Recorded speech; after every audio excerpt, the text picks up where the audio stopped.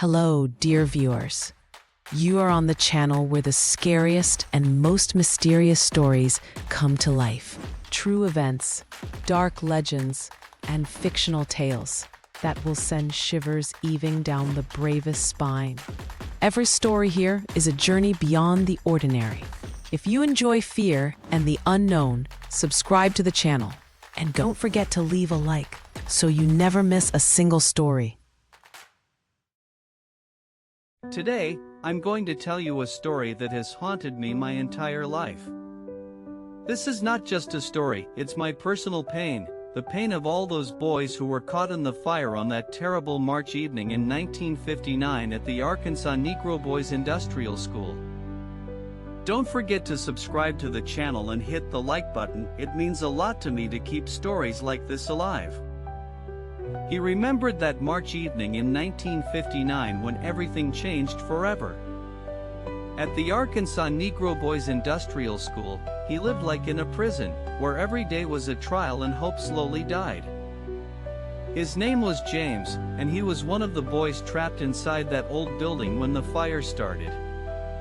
He saw the terror in the eyes of others as smoke began filling the hallways.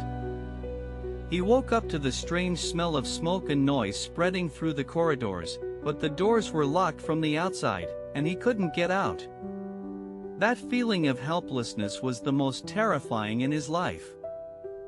He tried to open the door, but there was no key, and that realization made his heart beat faster with fear and despair. It felt like the walls were closing in, suffocating him. His friends shouted and tried to break the windows to escape, but not everyone managed to get out, and he watched the fire quickly spread through the wooden walls, consuming everything in its path. He felt the smoke filling the room, and every breath became harder, but he didn't give up and tried to help others escape. He pushed and pulled, hoping to save at least someone. In his memory remained the faces of the boys who couldn't run away, and he forever remembered their fear and pain in their final moments. These images still haunt him in nightmares. He would never forget how the firefighters arrived too late, and how he, trembling from cold and fear, stood outside watching the building burn while the screams slowly faded. His life changed forever after that night. He became a witness to how the system ignored the tragedy and refused to admit its mistakes. He felt betrayed and abandoned. He often thought that if the doors had been unlocked, many lives could have been saved, but back then, no one cared about children's rights, they were treated like prisoners. He remembered how every day started with a round of checks, when guards inspected whether all doors were locked, as if they were holding the most dangerous criminals, not teenagers. His friends mostly came from poor families, many ended up there for minor offenses like stealing food or wandering the streets. They were not criminals, just unfortunate children. He heard stories about the cruelty of the guards, about beatings and humiliations, but never imagined their lives would end so horribly, engulfed in flames with no chance to survive. His heart ached thinking about the boys running through the fire, trying to find any way out, but all paths were cut off by merciless flames. He remembered how the smell of burning would haunted him for weeks and months after the fire. That smell became a symbol of his pain and trauma, which he still sometimes senses. He saw the faces of parents who came to pick up their children but found only ashes and grief. Their screams were the worst thing he had ever heard.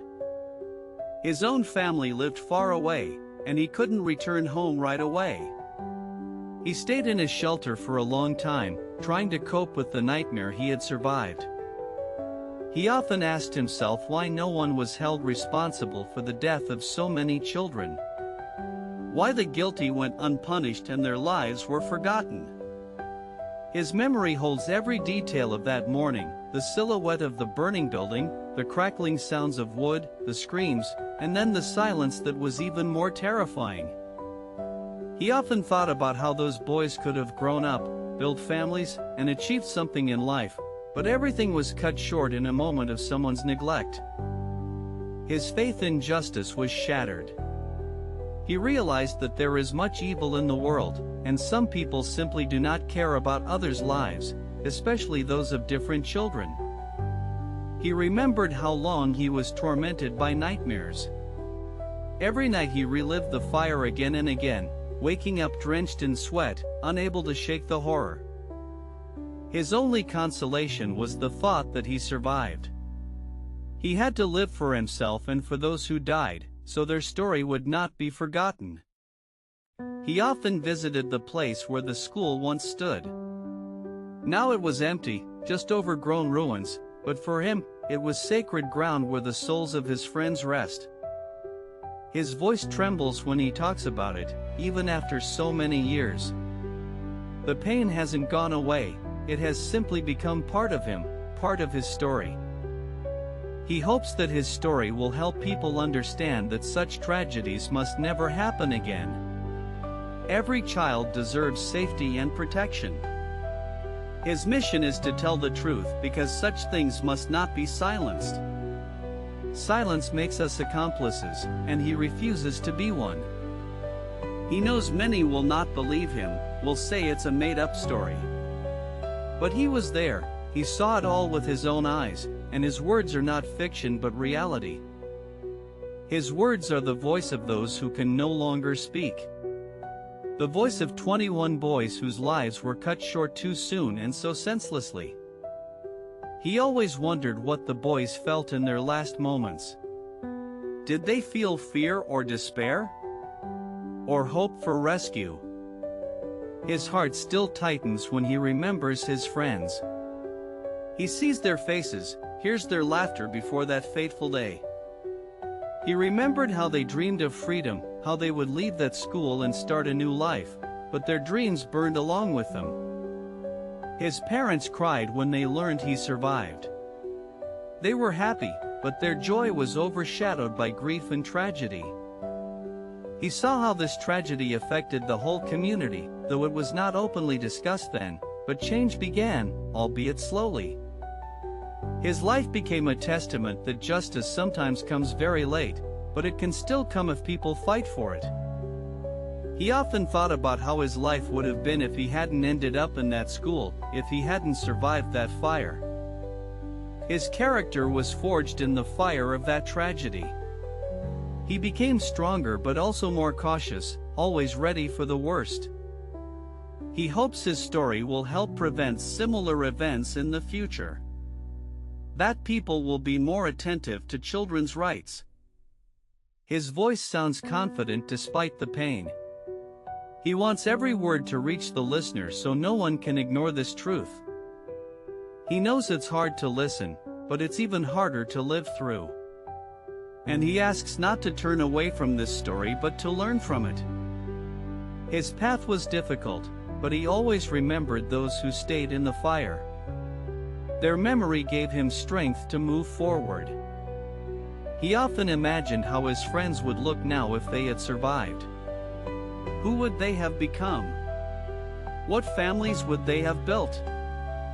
His pain may never fully fade, but he learned to live with it, turning it into motivation to fight for justice. He knows not everyone is ready to hear such stories, but he will keep speaking because it is his duty to those boys who died. His life is a living monument to those who could not survive. He lives for them, breathes for them, speaks for them. He remembers every detail of that night: smoke, screams, the smell of burning, helplessness, fear. It all etched itself into his flesh. His heart still aches, but he does not allow himself to break. He is strong for those who could not be strong. He often meets with other survivors. Together, they remember, share their stories, and support each other. His voice matters. It is the voice of a survivor, a witness, the voice of someone who saw horror with his own eyes and is ready to tell about it. He speaks not for himself but for those taken by the fire. So their suffering is not in vain. His story is not just words, it is a cry from the soul that must be heard by everyone who values human life. He hopes this story will touch the soul of every listener and make them think about what truly matters. His memories are alive, and he will not let them die. He will carry this truth until the very end. He believes that memory is a powerful force that can change the world for the better if used wisely. His words are bricks in the foundation of a future where such tragedies will be impossible. He wants everyone who hears this story to ask themselves, what if it was my child? My brother? His story is not just the past, it is a warning for the present and future so that we do not repeat mistakes. He asks not to forget that behind every number, behind every statistic, there are real human lives, real destinies. His life became an example of resilience and courage, showing how a person can find strength to live after such a tragedy. Thank you for listening to his story until the end. It was not easy, but very important to him. If his words touched you, please like and subscribe to the channel. This will help spread this story. Share this video with your friends and loved ones so more people learn about the Arkansas Negro Boys Industrial School fire. Write your thoughts and feelings about this tragedy in the comments. He would be interested to know your opinion. His mission continues, and he will share new stories to keep the memory of important events alive. Don't forget to turn on notifications so you don't miss new episodes. He will always be waiting for you here. See you in the next video. Take care of yourselves, cherish life, and remember those who didn't live to see today.